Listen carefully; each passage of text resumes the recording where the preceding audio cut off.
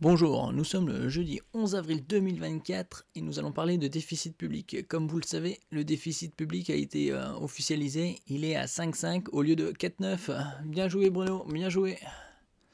Bon, comme il nous avait parlé qu'il fallait faire des économies, il avait parlé de 10 milliards. Mais bien sûr, comme Bruno est pas très fort en maths, et qui tablait sur 4,9 de déficit, et on se retrouve à 5,5, il faudra faire 10 milliards supplémentaires. Mais où les trouvera-t-il, bien sûr? Pas chez lui, hein. C'est toujours chez les autres. N'oubliez pas de vous abonner pour plus d'informations nationales et internationales sur ce monde merveilleux dans lequel nous vivons. Déficit public, voici où le gouvernement veut trouver les 10 milliards d'euros supplémentaires nécessaires. Bon, donc 10 milliards plus 10, ça fait 20 milliards. L'année prochaine, également 20 milliards. Et il table quand même sur un déficit en 2027 à 2,9. Bon, sauf que en 2027, ils seront plus là, hein, puisque les élections ont lieu vers mai. Bruno Le Maire avait déjà annoncé 10 milliards d'économies sur le budget de l'État en février. Bercy va devoir trouver 10 milliards supplémentaires. Rien que ça, il devrait avoir un peu d'ambition et dire « Allez, on en trouve 30 finalement. » C'est une mauvaise nouvelle pour le gouvernement. Pour le gouvernement, ce sera surtout une mauvaise nouvelle pour la population. À 2 mois des élections européennes, le ministère de l'économie a annoncé mercredi 10 avril que la France anticipait désormais un déficit public de 5,1% du PIB cette année, au lieu de 4,4 prévu antérieurement. Et oui, parce que en 2023, ils avaient prévu 4,9 et ils sont à 5,5. Et là, c'est 5,1. Cela nécessitera de trouver 10 milliards d'euros supplémentaires en 2024. En plus des 10 milliards d'euros d'économies sur le budget de l'État annoncé en urgence, entre guillemets en urgence, en février. Objectif, un retour à 2,9% du PIB en 2027. Ils sont ambitieux, hein.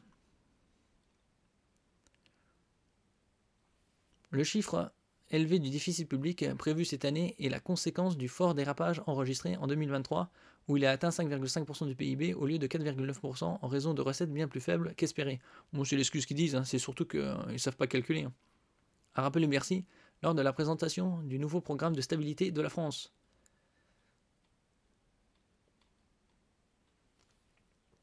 Le ministère de l'économie décompose en 3 blocs l'effort pour trouver les 10 milliards supplémentaires. Bercy ne touchera pas aux ménages. Jusqu'à quand? D'abord, un effort complémentaire de quelques 5 milliards d'euros sera demandé au service administratif de l'État. Celui-ci pourra comprendre aussi des ventes de biens immobiliers. Comment vont-ils faire pour... s'ils vendent tout, hein, vendent le bureau, l'imprimante, les PC? Une réforme du compte personnel de formation CPF ou une nouvelle mise à contribution des opérateurs de l'État, des organismes distincts de l'État auxquels une mission du service public a été confiée, comme Pôle emploi. Pôle emploi, ça n'existe plus, maintenant c'est France Travail. Météo France ou le CNRS. S'ils font ça dans la recherche, hein, on va finir par plus rien trouver. Hein. Deuxième piste, réaffirmer auprès des collectivités locales que l'augmentation de leurs dépenses de fonctionnement doit rester cantonnée à 0,5 points en dessous de l'inflation. Cela devrait permettre 2,5 milliards d'euros d'économies selon France 2. Bon, il reste encore 7,5 alors. Enfin, Bercy compte sur la mission confiée à 4 parlementaires par le Premier ministre Gabriel Attal sur la taxation des rentes, qui pourrait viser les super profits des énergéticiens ou les entreprises qui rachètent leurs propres actions. Là encore, 2,5 milliards sont à la clé. Donc ça fait 5 milliards. Mais on ne touchera ni aux ménages ni à la quasi-totalité des entreprises, a de nouveau martelé Bercy, alors que les Républicains s'affichent persuadés d'un plan caché de hausse d'impôts après les élections européennes. Bon, tout le monde s'en doute. Hein. S'il n'y a pas de hausse d'impôts, ce sera des taxes et... comme d'habitude. La crainte d'une dégradation de la note souveraine. Les 10 milliards d'euros d'économies réalisées par décret en février étaient à la limite de ce que pouvait tailler le gouvernement sans passer par une loi de finances rectificative. Selon la presse, Bruno Le Maire a tenté d'imposer l'idée d'une telle loi ce week-end, mais a été sévèrement recadré par le président Emmanuel Macron. Un arbitrage a été rendu contre cette idée et il faut désormais calmer le jeu. Oui, parce que de plus en plus la colère va finir par monter. Mais bon, ça va finir monter, et après, Ça se dissipait. A tempéré auprès de l'AFP un conseiller de l'exécutif. C'est comme la colère des agriculteurs, hein. Finalement, ils lui ont fait des promesses, où elles en sont.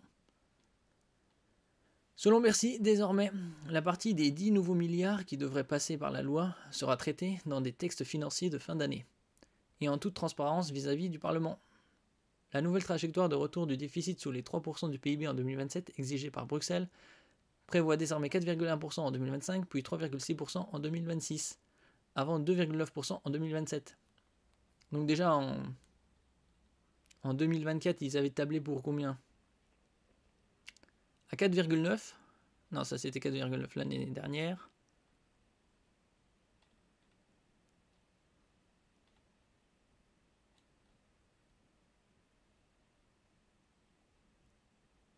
À 5,1. Ouais, désormais 5,1 pour 2024. Là, on est à 5,5 pour en 2023, 5,1 en 2024. Et ils veulent tomber à 4,1 en 2025. À 1% comme ça, ouais. Faut voir l'écart. Hein. 2024, 5,1%, c'est ce qu'ils espèrent. 2025, 4,1, donc déjà 1% de différence. Mais entre 2025 et 2026, c'est juste 0,5. Ouais, ils sont moins ambitieux. Et entre 2026 et 2027, 0,7%. Ambitieux mais crédible, assure Bercy. Bon, crédible, faut voir. Hein.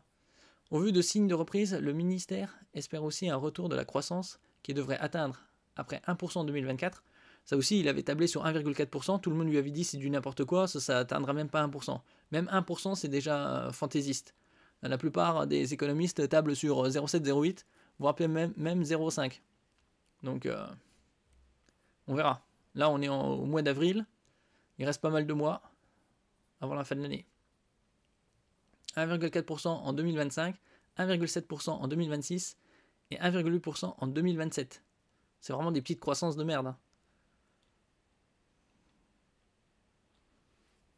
Mais la dette reste inquiétante. Elle varierait peu en pourcentage de PIB, produit intérieur brut, passant de 112,3% cette année à 112% en 2027. Autant dire que ce sera pareil, quoi. Et ce serait un miracle. Bon, d'un autre côté, depuis que Emmanuel est président, c'est-à-dire en 2017, la dette est passée de 2100 milliards à 3100 milliards, hein, environ. Donc plus 50%, pas loin. Mais sa charge s'envolerait, passant de 72,3 milliards d'euros en 2027 contre 46,3 milliards cette année. Et donc la dette finirait par être le premier à être remboursé. Ce serait le premier dans le budget. De quoi alimenter la crainte d'une dégradation de la note souveraine de la France par les agences de notation quand elles se prononceront entre fin avril et fin mai.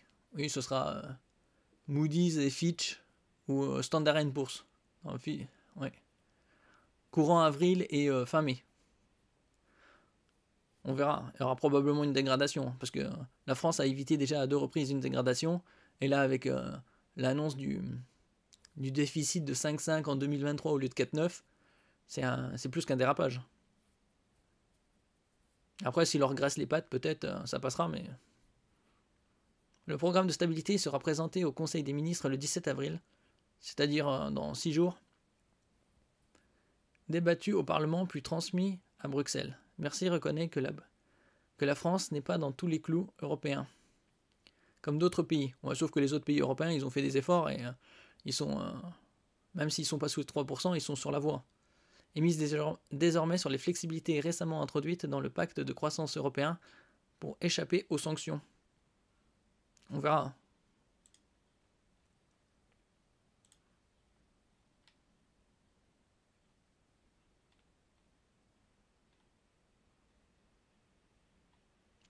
Et donc ils sont quand même bien ambitieux de passer de 5,1 en 2024 à 4,1 en 2025. Ce qui est curieux parce que ça fait quand même 1% de baisse, alors qu'entre 2025 et 2026, c'est juste 0,5%. Et après, entre 2026 et 2027, c'est 0,7, puisque à 2027, il tape sur 2,9. Et ça aussi, tout ça, c'est sur des espoirs d'une croissance de quelques pourcents. Parce que là, il table sur 1% en 2024, ce qui arrivera probablement pas selon les économistes. 1,4 en 2025, ça on verra. 1,7 en 2026 et 1,8 en 2027, ça reste quand même des croissances très très faibles.